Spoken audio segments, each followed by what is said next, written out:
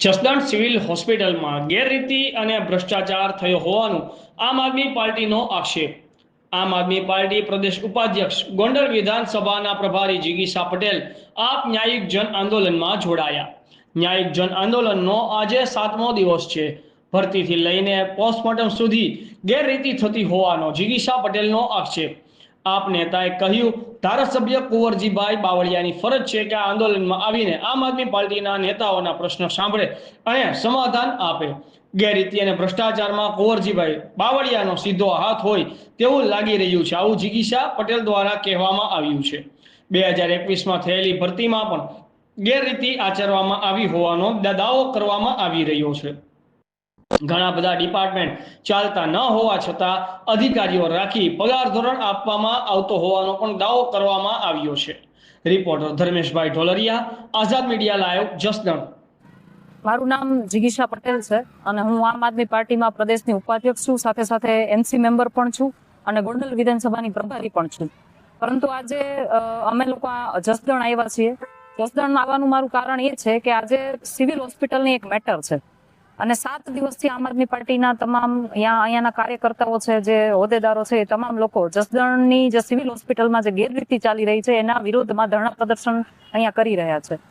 મારે તમારા માધ્યમથી લોકોને એટલી વાત પહોંચાડવાની છે કે જે તમારો હક છે, આરોગ્ય જે તમને અહીંયા કહેવાય ને કે સરકાર મોટા મોટા દાવાઓ કરીને સારું આરોગ્યના તમને સપના દેખાડે છે, એ સિવિલ હોસ્પિટલની અંદર, સરકારી હોસ્પિટલની અંદર ભરતીથી માંડી અને પોસ્ટમોર્ટમ સુધી તમામ જગ્યાએ ગેરરીતિ ચાલી રહી છે. અને અહીંયાના લોકો, મેં અહીંયા આવીને બધી વાત જાણી ત્યારે મને ખબર પડી કે અહીંયાના લોકો એવું કહે છે કે આમાં અહીંયાના જે મંત્રી છે કુંવરજીભાઈ બાવળિયા, એમનો પણ હાથ છે. જો એમનો હાથ ન હોય તો 7 દિવસથી આ લોકો આ મુદ્દાને લઈને એના કહેવાય ને પુરાવાઓ સાથે અહીંયા 7 દિવસથી ધરણા પ્રદર્શન કરી રહ્યા છે. ત્યારે કુંવરજીભાઈની ફરજમાં આવે છે કે અહીંયા આવીને એક વખત મુદ્દો સમજે. કદાચ આ લોકો ખોટા હોય તો એ આ લોકોને સમજાવે, ન ખોટા હોય તો એની કંઈક આગળની કાર્યવાહી કરે, પણ એને કાંઈ પડી નથી. એટલે એ દર્શાવે છે કે આ લોકો જે વાત કરી રહ્યા છે કે આમાં કુંવરજીભાઈ બાવળિયાનો સીધો હાથ છે, એ છે એવું લાગી રહ્યું છે અહીંયા આવીને.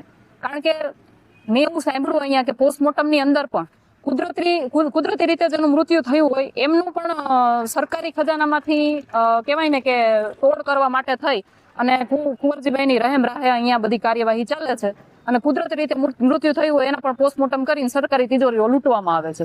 આ વાત સરકારે પણ ધ્યાનમાં લેવી જોઈએ.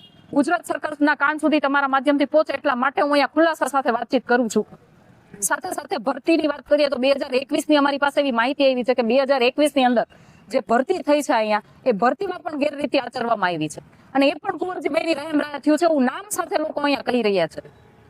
એ સિવાય ઘણું બધું એવું છે કે ડોક્ટરો અહીંયા કોઈ જાતની કહેવાય ને કે એની કામગીરી કરતા જ નથી. લોકોને અહીંથી રિફર કરી દેવામાં આવે છે અને કોઈ પણ જાતની ટ્રીટમેન્ટ અહીંયા આપવામાં આવતી નથી. ઘણા ડિપાર્ટમેન્ટ ચાલતા પણ નથી, છતાં પણ એમાં કર્મચારીઓને રાખી અને પગાર ધોરણ, એનો સારો એવો પગાર ધોરણ આપી અને કેટલા બધા સરકારી ખજાનામાંથી કેટલી બધી આવી લૂંટ ચલાવવામાં આવે છે.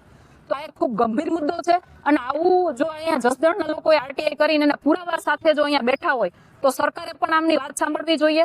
સાથે સાથે જો આ જગ્યાએ જસદણની અંદર જો સરકારી હોસ્પિટલમાં આવી ગેરરીતિ ચાલી રહી છે તો ગુજરાતની આવી ઘણી બધી સરકારી હોસ્પિટલમાં આવી ગેરરીતિ ચાલતી હશે એવું મારું માનવું છે.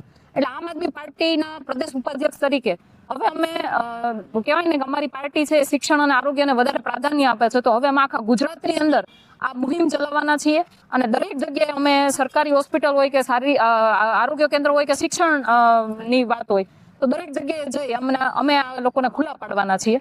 અને હું એટલું જ ઈચ્છું છું કે સરકાર આમાં આ વાતને ધ્યાનમાં રાખી, આ વાતને સમજી, અમારા પુરાવાઓને ધ્યાનમાં રાખી અને આમાં કાયદેસરની કાર્યવાહી કરે અને એમાં કુંવરજી બાવળિયા હોય કે એનાથી વધારે મોટા નેતા હોય કે ગમે પણ સંડોવાયેલા હોય, તમામની સામે કાર્યવાહી કરવાની અમારી માંગણી પણ છે.